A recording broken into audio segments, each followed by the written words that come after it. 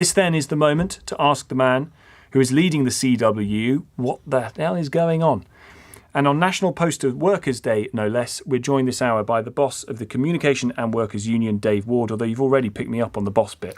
Yeah, well, there's only one boss, Bruce Springsteen, and I'm an elected leader, Tom, not a boss. He is the boss. I'm a postal worker who's been elected to represent our members. I'm not a boss. Let's get your questions in on 0345 6060 973. On 84850 you can text, you can tweet at LBC. Dave's with us here at the hour. He's not the boss. He's with us here for the hour to take your calls and questions about what is going on. I'm very keen to hear from you if you are a business needing to access Royal Mail, needing to get those deliveries out at this time of year, how you're managing to do it given the strikes that are taking place. Because to be fair, Dave, your members have been striking for ages. Why did the Christmas truce fail? I think the Christmas truce failed. It was a genuine offer from us, the second one that we've made during December, because the company's reaction to it wasn't quick enough. And in the end, they sent some words across that didn't meet with the requirements that we need to give our members the confidence that we can reach a final agreement. So, for example, on Friday, I wrote to the CEO and suggested that we either meet over the weekend or meet first thing Monday morning. When we finally got a response, the meeting didn't take place till today. And, what we put forward was a very reasonable offer. What did you put forward? We wanted job security commitments. No voluntary redundancies. The company shifted their position. Rather than do it in negotiations, last Thursday after the last strikes, clearly the strikes are having an impact on the company. The company shifted their position, wrote an open letter to all the staff, not tabled during negotiations, to say that there wouldn't be any compulsory redundancies. We asked for that to be fleshed out to ensure that the resourcing model, which we believe the company want to bring in to replace existing postal workers, was also being dropped. That's about bringing in self-employed workers in unlimited numbers, bringing in new entrants on 20% less pay, terms and conditions, and also carrying on with an army of agency workers rather than utilising existing postal workers. We asked on the question of 9%, which they keep saying the pay is worth 9%. We wrote to them and said we will accept 9%. We asked them to confirm that indeed it was 9% and the full value of that, and they couldn't do that. And we asked them to absolutely guarantee that in terms of services for the public going forward, that Royal Mail would not abandon the morning delivery period. And the plans that we're facing, and I do hope by now customers understand this, would see the end of daily deliveries in the UK. We have no doubt whatsoever that that's Royal the Mail's obligation. The obligation. The universal service obligation. They've been to the government to down dial it. They went behind our backs. We even offered the opportunity to jointly go to the government to talk about how we sustain the universal service and at the same time expand the role of postal workers. And the company, didn't put forward the assurances that we needed. But more importantly, didn't really get back to us until today. And then they're out there blaming the workforce. Why is that important? And the union. Why is we're the ones that have caused the strike. Why is the length of time, why is the gap between your letter and then coming back to you the main driver of this? Well, because it's such a serious dispute. There are so many issues that are involved in it that they've ripped up all of the agreements the union had. There's no trust whatsoever in the leadership of the company. So why it's important is we weren't going to be able to resolve that in 2 hours this afternoon. And that's the cut-off point you had before deciding you could call off the strikes. We said to Royal Mail in the offer that we made, the cut-off point is tomorrow at noon, which is fair in terms of, we were available all over the weekend since the last strike. And their response today through ACAS was just not enough, too little, too late. There was some progress made, and we welcome that. And we're going to work very hard during the eves, and we're going to work very hard before there's any other strike action to try and see if we can build on that and actually reach a full and final settlement to this dispute. We'll come to more of that in just a moment. I'm keen to get to your calls. They're already mounting up. 0345 6060 973 is the number. Dave Ward, the General Secretary of the CW, here with us on LBC until 7. Let's get to Adrian, who's in Hertford first. Hi, Adrian. What's your question, sir? Hi. Good evening, Tom. Good evening, Dave. Thank you for having me on. We are a family-run business using Royal Mail for many years now. So I've got two questions if I can. So the first question would be how postal workers will catch up with the delays. Unfortunately, as a small business, we cannot afford 2 to 3 weeks delays with having customers asking for refunds. How much is it costing you, Adrian? Hello? How much is it costing you, sir, these delays? Well, we already have customers asking for refunds. Right. We're dealing with negative feedback. And it's very difficult because, selling on all sorts of the platforms, they are very strict. If your parcel doesn't get delivered, you will lose the order and they will get a refund. And my second question will be for Mr. Dave. Why should business owners like me keep using Royal Mail when they can find other couriers to work with? I mean, we totally support the Royal Mail workers for the hard work they do, but now I'm afraid we are open to new couriers as we need to keep running the business. Adrian, stay on the line. Let's get some answers from Dave on those 2 points. Yeah, Adrian, on your first point, it's very difficult to say how long it will take to catch up with the current backlogs of mail and parcels. What's the ballpark, do you reckon? I couldn't put a number on it other than that there is a massive backlog. One thing that is interesting is that when the CEO visits all the sites, they push all the backlog out the way, takes a photo of it as though it's clear, and then all the backlog's out somewhere else. So there is a huge backlog, and that's regrettable. I want to make this point to Adrian about why stay with Royal Mail and what this dispute is also about. So one of the things that we're fighting to stop is Royal Mail actually stopping daily deliveries, not just over Christmas in that sense, but forever. Because they want to start delivering up to 3 hours later in the day. And we're saying that will destroy the opportunity for lots of businesses in the UK. It will destroy the opportunity to grow new products, new services, new commercial opportunities in the future. And it's something that for our own members who care about the service, they cannot understand the rationale for Royal Mail's approach on that. Well, Adrian, let's put that back to you. That this is that what Dave and his union are trying to do is guarantee that you can have that next day delivery. I wonder whether you think you could find that kind of delivery elsewhere, or whether Royal Mail are the only people you could guarantee to make that happen.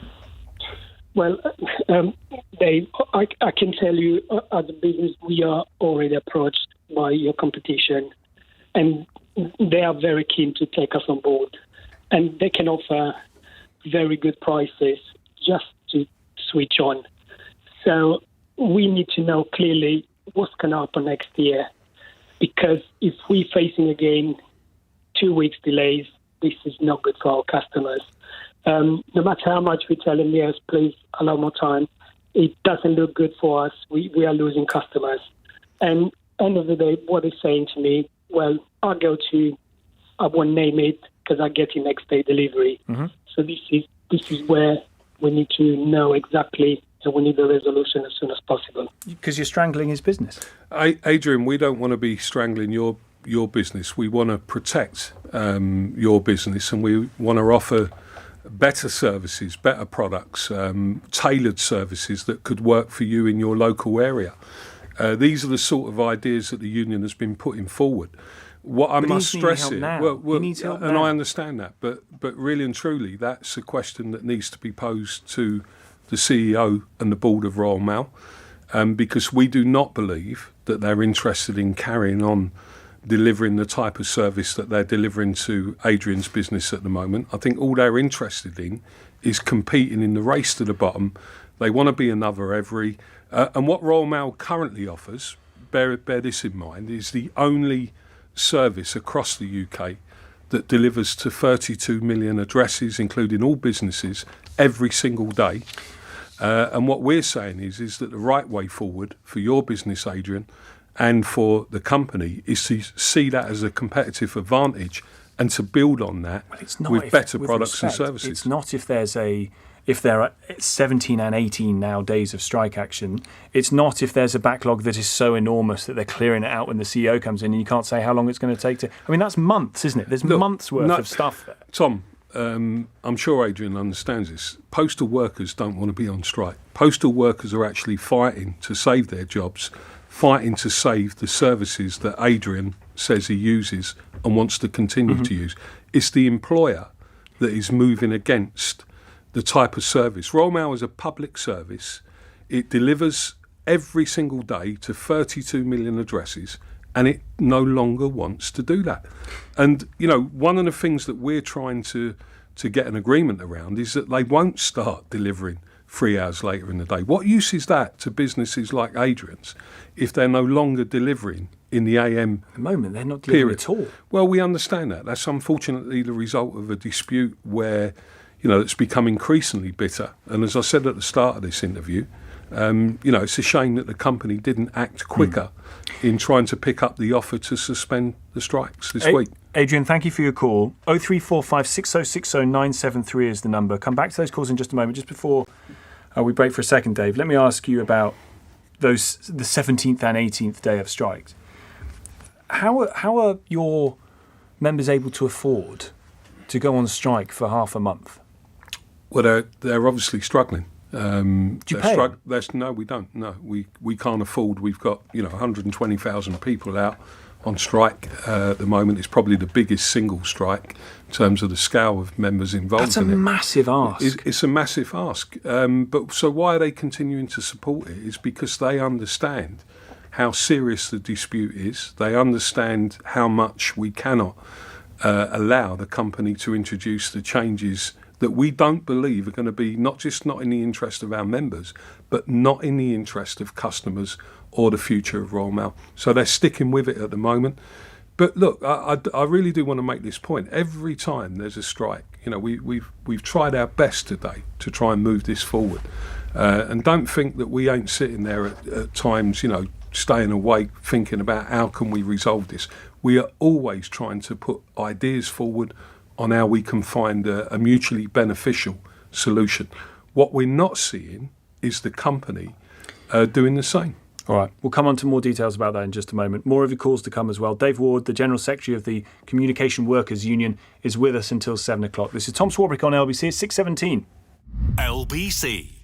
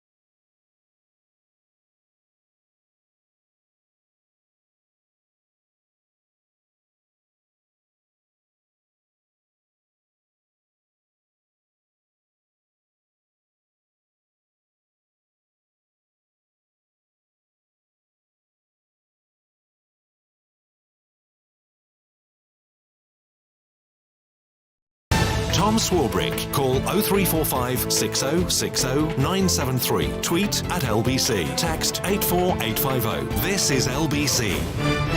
Here's Samantha on 84850 this evening. I've been a post lady for 20 years. I've loved the job and the relationships built with my customers. Why on earth can't Royal Mail have a civilised conversation with our union and communicate to continue this for the future? A best and final offer is not getting things anywhere.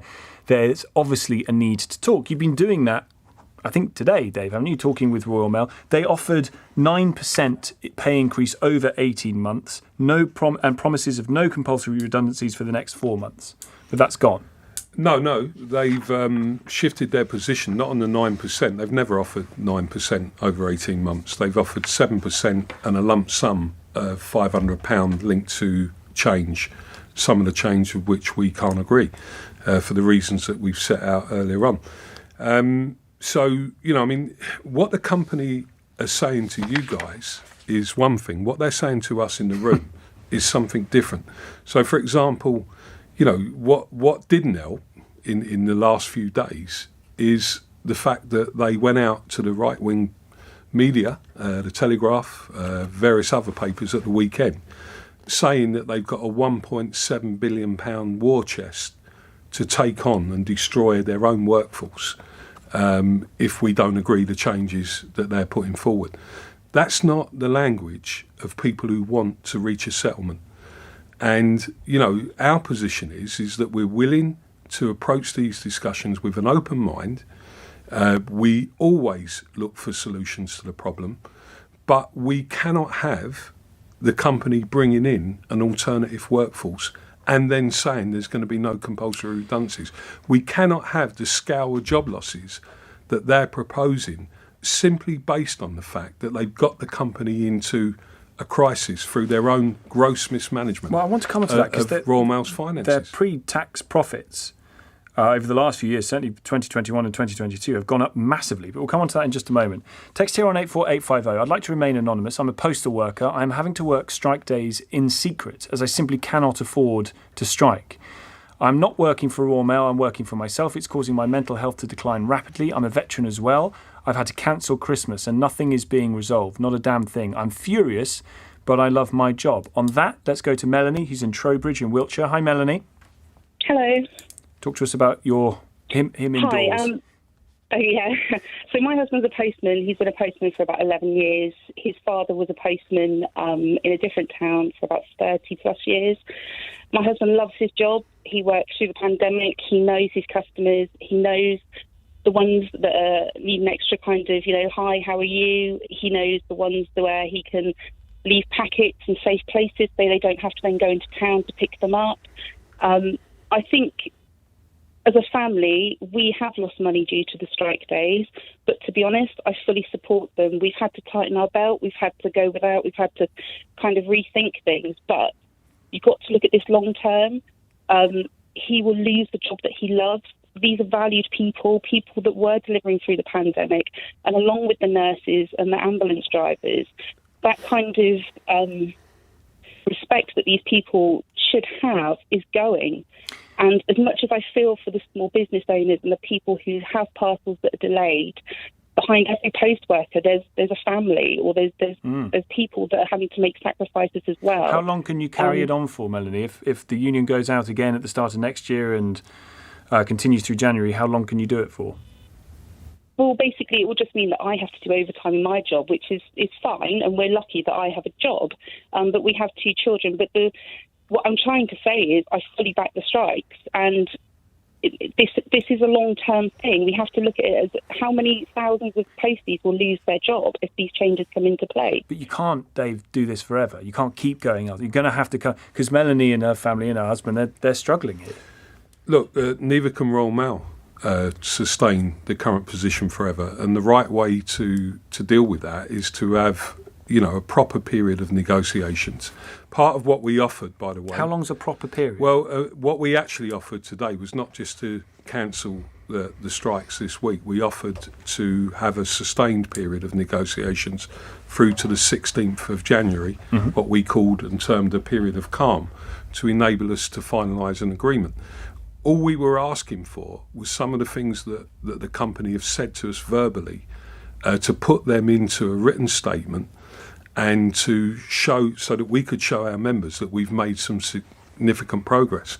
The point Melanie makes, and appreciate, Melanie, how difficult it must be for you and your family and your husband, I think shows a great understanding of the gravity of the situation that the industry and postal workers are facing in the longer term. Because you feel that the company is just going to find a way of ridding themselves of staff members, hiring in a load of agency workers on lower rates, not abiding by the universal service obligations that they have to do deliveries when they have to do deliveries, and try and become a bigger version of Amazon or something else? Not a bigger version of Amazon, no. I think that would be difficult. I think what they're trying to do is end the daily deliveries that we know as the universal service, which delivers to every single But the government would have to town, agree village. that.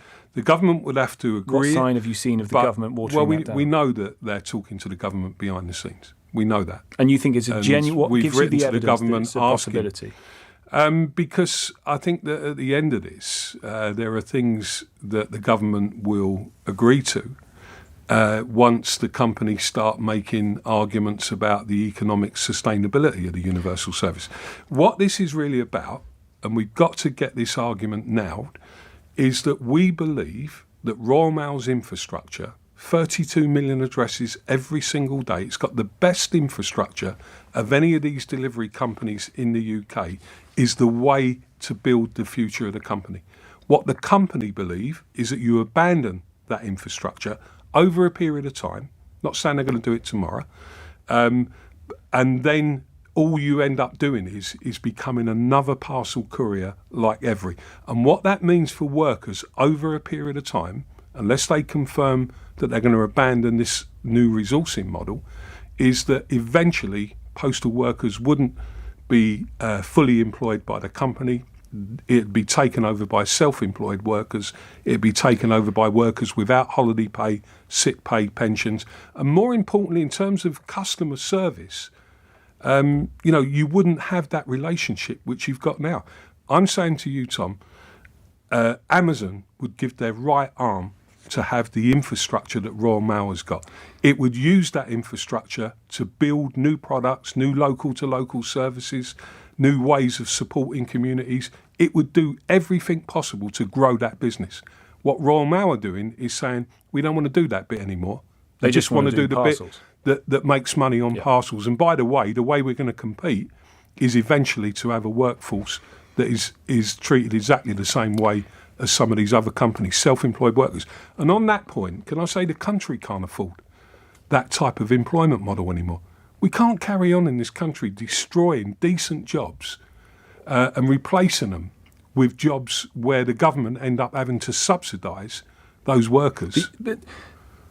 I'll come back to that. I'm very, very keen to get into stuff. calls. It's big stuff. I'm very, very keen to get into calls. We could have back and forth for an hour ourselves, Dave, but I realise there are lots of people who want to get on.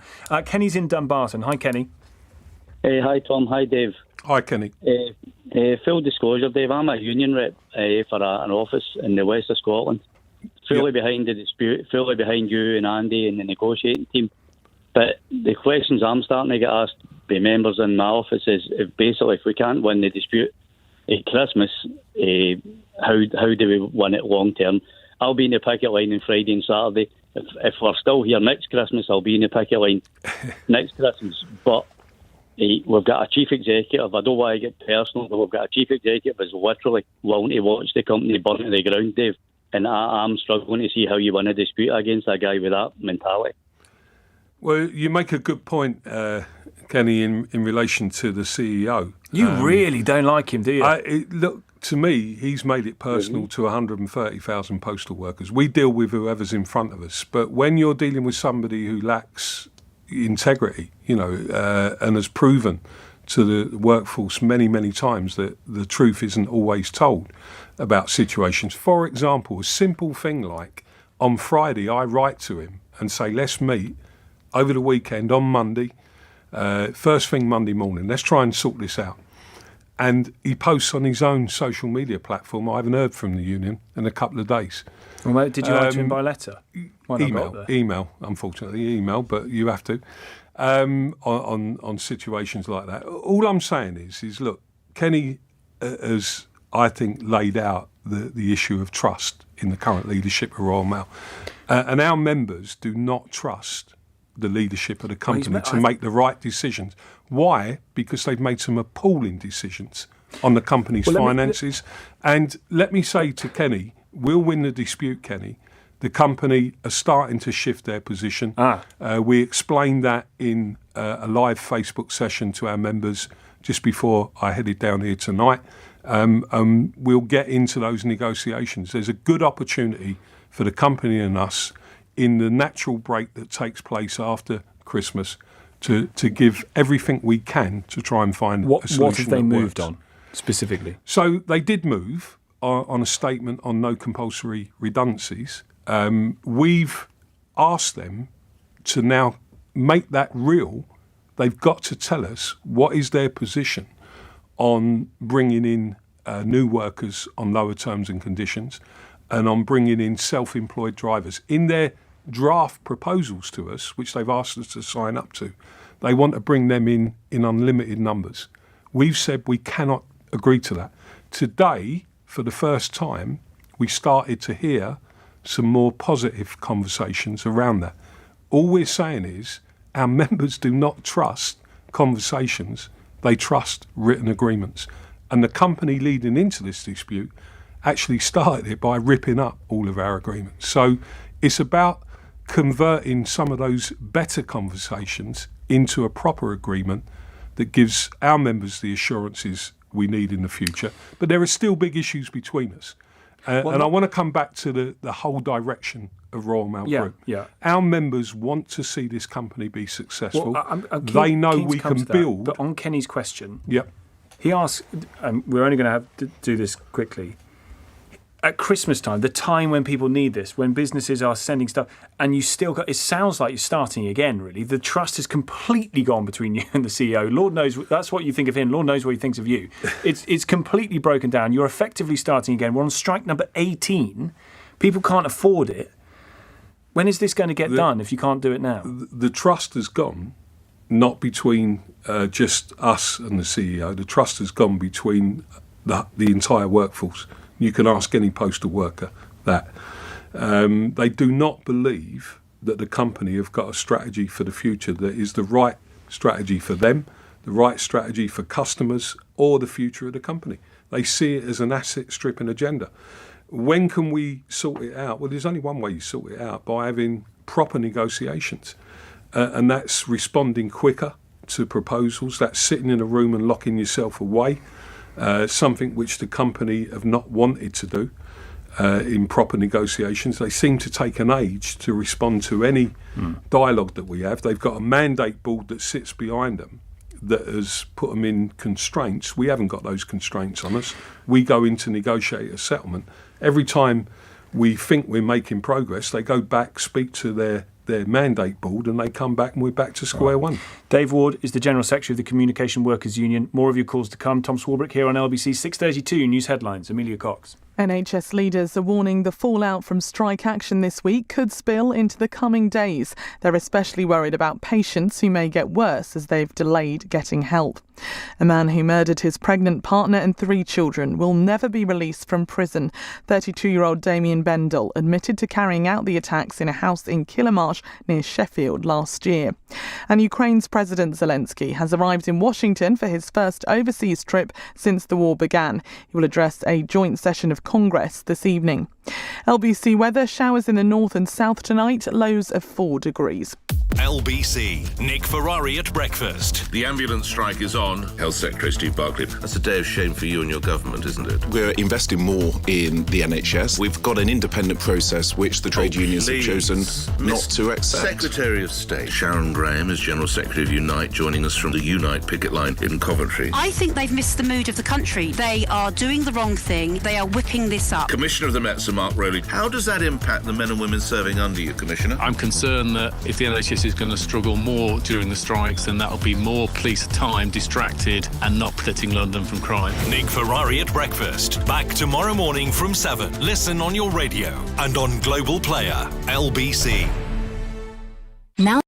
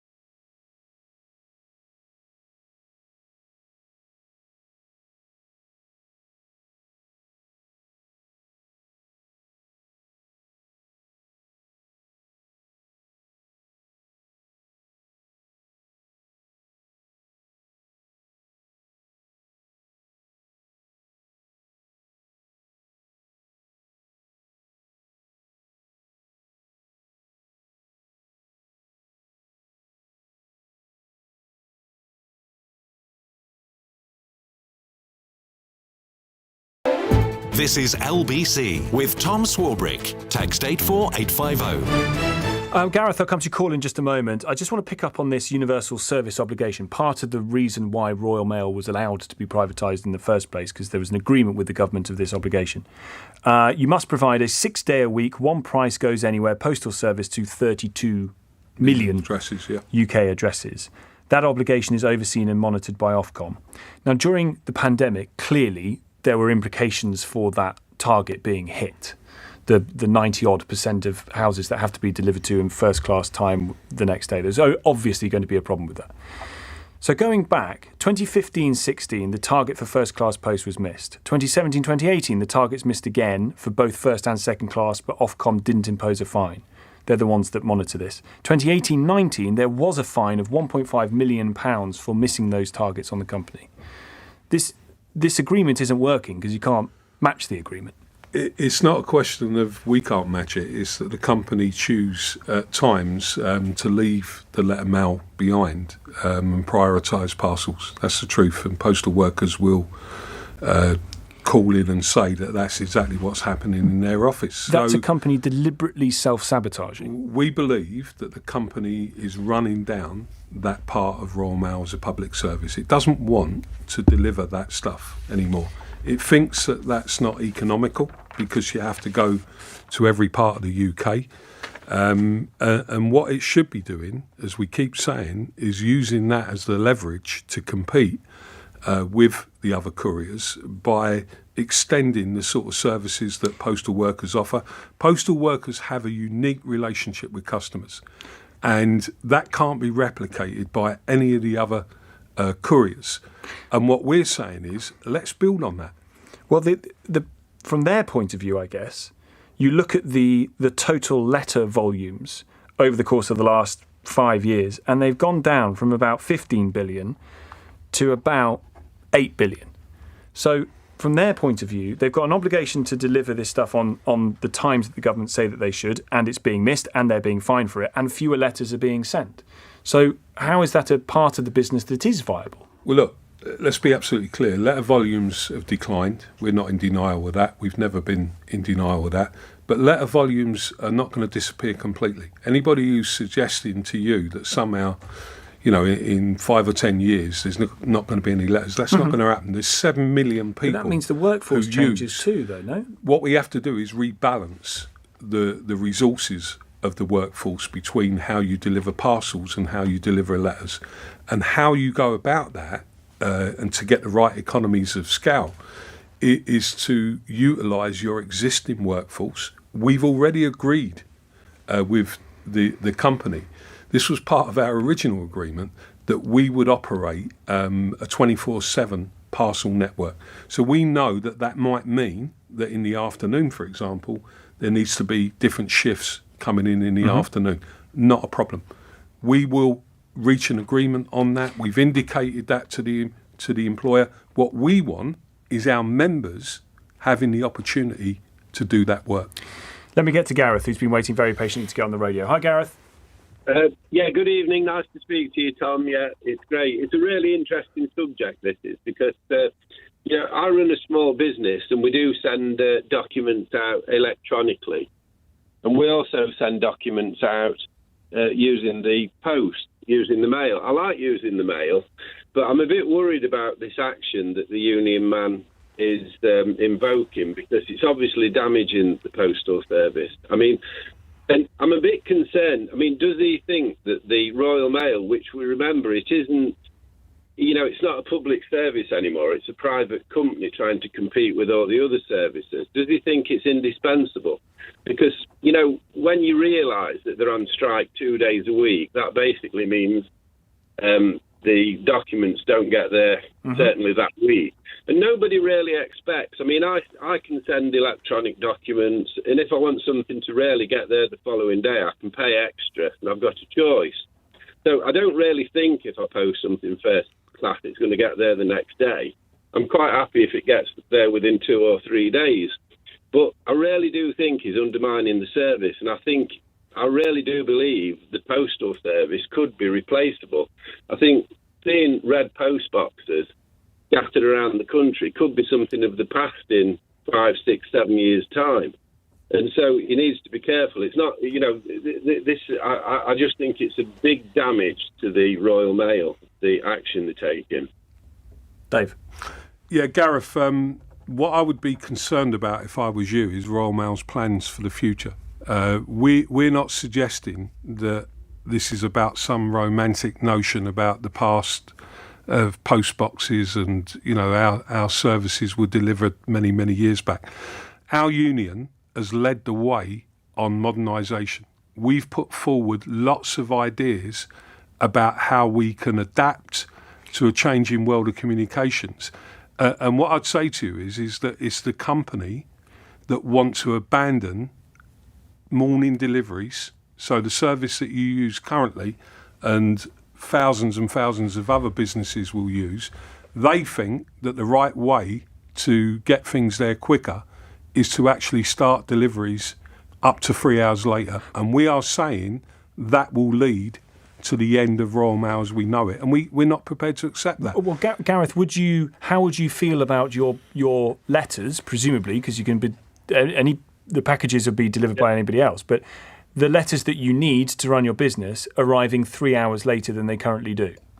The truth is the letters I receive, there's very few letters that I need to receive in the post. It wouldn't matter to me what time of the day they're delivered. It's actually a luxury to me to post tangible documents out to customers because, everybody knows you can do everything electronically these days. So I think they're being slightly archaic. I think we've got to look at the reality of the way that we live in our lives these days. Well, let me come to Dave because he's shaking his head ruefully. Well, the concern is that you actually believe that somehow, what we're trying to hold on to is a world that's left us. We're not. We're trying to modernise. We're trying to modernise the company. We're trying to get the company to innovate its products and services. And what we are saying, I mean, you may have a particular business where you don't need to rely on deliveries that time in the morning, but there are plenty of businesses in the UK and plenty of people in the UK who do need to rely on a network that operates right the way through the day. And, what we're saying is if people think about the role that postal workers played during the pandemic, these were the people, Gareth, who delivered and collected all of the test kits. They were hailed as key workers only 18 months ago. And what we're saying is the government, for example, if the government wanted to deliver something to the nation through the post, it's the only system. If you send something into that system within 5 hours, we can get that out to every single point household in the UK. But there are other companies That's that can also do that. No, there isn't. No, Not to every household, but there are other. Certainly not obligated to every household. Tom, they can't do that. They haven't got the scale of deliveries to do that. This So is you can do about, it faster than we can do it faster, some and of we've your got a greater competitors. reach. And the point I'm making to Gareth is that I guarantee you this, Gareth, a company like Amazon would be seeing that infrastructure, those times of deliveries, the ability to get to every single household. They'd see it as a competitive advantage. Royal Mail, because they've got an asset stripping agenda, see it as a complete disadvantage.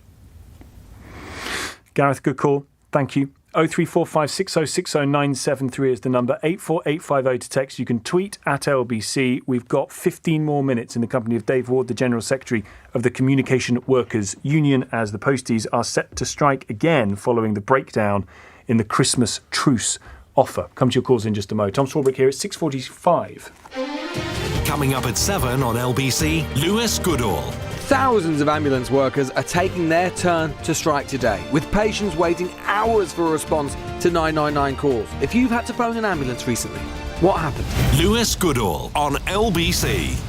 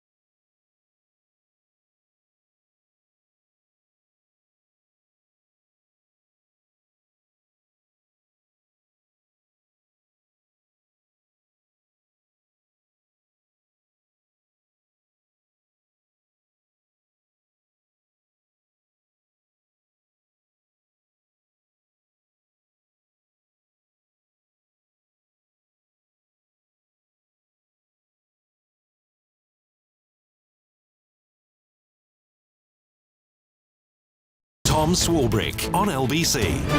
Going to speak to a postie in Dagenham in just a moment. First, here's Mark in Wimbledon with a question for Dave. I'm intrigued to hear that postal workers have a unique relationship with their customers, which cannot be replicated by other couriers. What do we suppose that postal workers are doing to their customers? I really thought they were just putting letters and parcels through their letterboxes or collecting signatures. What are they doing? Asked Mark. Mark, I think if you asked thousands upon thousands of people who see the postal worker as part of a relationship on the doorstep that no other couriers have, you'll know that they go above and beyond. They look after their customers in a different way. They have that relationship where they know, I think Melanie spoke earlier on really well about how her husband goes about the job, the relationship that they have with customers. And I do think that they build up. There's a level of almost community value that postal workers bring to society that other couriers don't. So they're out there every single day. From the business point of view, does that make a difference on the bottom line? It doesn't directly make a difference on the bottom line, but it's something that you have to value as a service and that you can build upon to support local communities. We could be doing lots of other things. Our posties could be out there looking out for the elderly in a much more structured way. We could be delivering prescriptions to people as and when they need them, at the time that they need them. we could be collecting things from people and putting them into the system and bringing them back. Now, the company are not interested, in our view, despite the fact that we had an agreement to explore an expanded role for postal workers as part of the future strategy.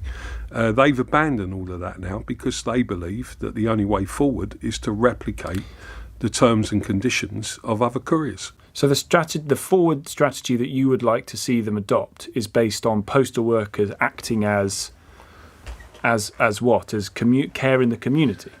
What we'd like to see is the company invest seriously in its own workforce to develop new products and services. We had an agreement that we would explore different roles and expanded roles for postal. You said about I think there's ways. People. Yes, I've explained that side of it. Let's look at the business side of it. We believe that they could introduce much more tailored services to local businesses. We believe that postal workers, if we mapped the area of a particular local area, where we would know every single nook and cranny where all the various businesses are, that we could put to those businesses a range of services that would help those businesses grow, would help those businesses connect to other local customers in a different way to just the national service that we provide. All of these are things that if you're serious about trying to grow the economy, and remember Royal Mail is a major part of the UK, major contributor to the UK economy, well, you can build on that. Now, would that happen overnight? No, but if they'd have honoured the agreement, we'd have done three things. One, we would have captured parcel growth, because we've already said that we would agree to the type of 24/7 network structure that's required. Two, we would have started developing these new products and services. That's what they signed up to, utilising our own workforce to bring about some of those new products and services and get their ideas and implement them based on their knowledge of the locality and local customers. And three, we would have made sure that we got the balance right between delivering letters and parcels going forward. Just before I come to Paul, have you put to them a cost of that? The kind of level of investment you think they'd need? It's very difficult to get any decent information from Royal Mail on their finances. So they're very quick to tell us how much they're losing each day. They seem to have forgotten the fact that only a few months back they made record profits. And what we've actually asked, now that you raised that point, and this is one of the issues in the dispute, we're asking Royal Mail to share with us their financial plan for the future. That's not an unreasonable request. If they were to do that, our view is that we can then plan the sort of investment that's required to grow the business. You might have anticipated Paul's question. Paul, fire away. Yeah, I wonder what the action going forward will be in January, because I'm currently a postman in Dagenham. And I wonder what we're going to do going into January, because obviously we get a bit of leverage over Christmas, and sadly that doesn't seem to work. They're not listening. They don't want to come to the table. I can tell you one thing though, Dave. We have got support of our customers, and we do things like, just so we're on the radio, so you guys know out there, we do things that go the extra mile. So I've had a message from one of my customers tonight who hasn't had their post. So tomorrow I'm going to go in there, grab their post. They're waiting on test results. To make sure they get their results and get delivered. This is the sort of thing that Dave's talks about us going the extra mile and trying to do the best we can. It's a shame that Simon Thompson doesn't go the extra mile and come to the table and listen to Dave and what the postmen want. We're trying to save this service, and so is Dave Wall. So a big shout out to you, Dave, first of all. I just wondered what the action was going forward. All right, Paul. Look, obviously appreciate your support. We can't really, on air, announce any action at this point in time. The executive for the union has met. No, we're not going to do that at the moment. What we're trying to do, Paul, is create a natural window here, a short window, where we can get into intensive negotiations. Subject to how the company respond to that, they responded too little too late to our offer that was actually made on Monday, and that we offered meetings from Friday on as well. So let's hold that one back, but needless to say that we will be taking further action if we can't reach an agreement. What was the turnout and the percentage that voted in favour of the latest round of strikes? So the turnout was around 97%. The turnout was 77%, and the vote in favour of strike action was over 97%. And that was in favour of the specific strike action, not a mandate to strike? That was in favour of strike action that we've obviously give us the mandate to strike. Oh, I see. There was two different ballots, and the results on both. One was on pay, one was on the change agenda. And both of those ballots were overwhelmingly in favour, huge levels of support. I mean, people, I don't think, fully appreciate that when you can return a 97, 98% yes vote in favour of strike action on a 77% turnout, then there's got to be something wrong with what the company are doing to their own workforce. Particularly for 18 days where people are losing money hand over fist because they're not working. Claire's in Mould in Flintshire. Claire. Oh, hi. I work for Parcel Force, and I'm ashamed to say I stay on strike. My husband's on strike because we both work there. But the problem that we have is that Parcel Force has dangled carrots, like giving them money to come in. I don't think they've done that with Royal Mail, and I can't understand why they've done that, because we've got lots of people crossing the picket line where they weren't before. But I think it's about £300 and then £120 for Christmas Eve. You're being what, bribed, Claire, to come off the picket line? Yeah, Parcel Force are, yeah. Yeah, Claire's right. Parcel Force, which is part of the Royal Mail Group business, but it also employs already up to 25% self-employed workers. They are offering those amounts of money for people to break the strike. And one of our concerns, we support people like Claire. We want the same agreement on pay for Claire. We want the same job security for people like Claire. But what I think the truth is that the company want to use that type of model within Royal Mail. They want to bring what is currently the self-employed aspect of Parcel Force into Royal Mail. Claire, thank you for the call. I absolutely see where the concern is coming from here for you and your union members. There are a lot of them, and the Royal Mail, I think for a lot of people, does hold quite a special place in their vision, their imagination of what Britain is. But the reality is you don't run the company. And those bosses who, unfortunately, you've had a bad relationship with and don't have trust with, they are charged with running the company as best they see it. And unless this company was taken back into public ownership, the reality is that those people who are on the board of it are going to be the ones to decide the future of it. Well, you would hope that, I mean, first of all, I mean, obviously we would want to see Royal Mail back in public ownership, and we believe it could be an asset. We could believe it could be run as a not-for-profit organisation where all of the money that was made was put back into the service. And as I said to you before, we believe we could develop the service in innovative ways. That's the right way forward. But let's just explore what you said about the people on the board are running this, and it's up to them. At the same time, and we haven't spoken about that tonight, our members know that there's also a bid, we believe, coming in at some point to take over Royal Mail from the private equity investment group. They've increased their shareholding today, so there's no certainty here that particular board will be in place anytime soon. There's no guarantee on that. And what actually I think should happen, even under the private side of Royal Mail, it would be a much better board if it had customers on it, and it would be a much better board if some of the workers, as representatives of the workers, were actually on the board. Not me as a union leader or other union reps, but actual workers that could offer their input, their experience into how the company is governed. And, you know, we have views on that I think would be replicated across most big businesses, where it's time to freshen up some of these boards. Let's explore for a minute some of these people who are running Royal Mail. You're talking about a handful of people who are making these decisions to destroy a valued public service, to not see the opportunity to grow. Well, let me finish. The public service watered down by the fact that there are other private companies also operating a similar, if not entirely, parallel service. If the difference is my my letter arrives 3 hours later, some might think, well. Look, we've had that debate. We have a different view. We believe you can innovate on the existing infrastructure of the company. Come back to the board position. Surely someone's got to start asking the question, what are these people on boards of businesses in the UK actually doing to earn the money that they get?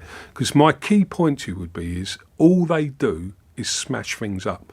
All they do is break things up, and they come up with the same plan that ends up making workers working harder, faster for less, and they call that modernisation. Well, Rolls-Royce and that's not just happening in workers 17% pay rise. Rolls-Royce might be an example. Fair play to what you're after is more pay for your members, which of course you are, because you're a union boss. Of course we are, but we're also asking for a company that actually believes in its own workforce and believes in something different to keep, rather than asset stripping and levelling down. All of these people keep doing, and they're supposed to be top business leaders, is, I'm saying this honestly, they smash things up.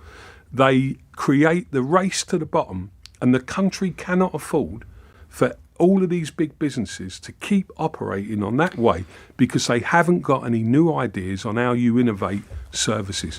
Let the workers have a greater say, and I'm sure we'll make Royal Mail successful in the future. I'm old enough to remember a former Conservative Prime Minister talking about worker representation on boards, but that just shows how old I am these days.